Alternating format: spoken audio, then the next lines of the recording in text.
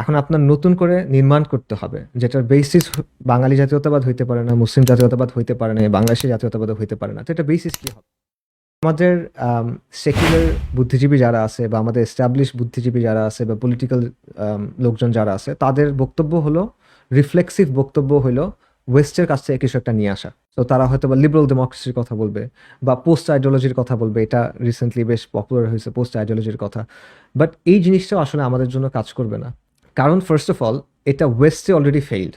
Western ওয়ার্ল্ডে কিন্তু western একাডেমিকরা এগুলো নিয়ে আলোচনা করতেছে যে কিভাবে লিবারালিজম তাদের সোসাইটিকে ফ্র্যাগমেন্ট করছে, কিভাবে অ্যাটমাইজেশন হয়েছে, কিভাবে সমাজের মধ্যে যে বন্ধনগুলো ছিল সব ভেঙে গেছে, কিভাবে সেখানে নায়ালিস্টিক টেন্ডেন্সি ছড়ায় পড়ছে। মানুষ কোনো কিছুতে এখন বিশ্বাস করে না, তার লাইফের কোনো গোল নাই আদার দ্যান কনজাম্পশন, এবং লাইক ডোপামিন রাশ, এর বাইরে তেমন কিছু নাই। এবং সোসাইটি ওভারঅল কিভাবে ডেকাডেন্স এবং কোলাপসের মধ্যে হারায় যাচ্ছে। ডেমোক্রেসি সেখানে ফেইল করতেছে, এগুলো আমরা অলরেডি এখন দেখতেছি। এগুলো নিয়ে বিস্তারিত আলোচনা তাদের আছে।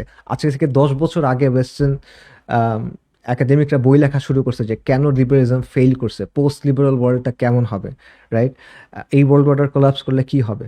সো যেই জিনিস অলরেডি তামাদি হয়ে গেছে, যে ম্যানুফ্যাকচারার, সে বলতেছে এটা কাজ করতেছে না, সে বলতেছে এটা অলরেডি তামাদি হয়ে গেছে।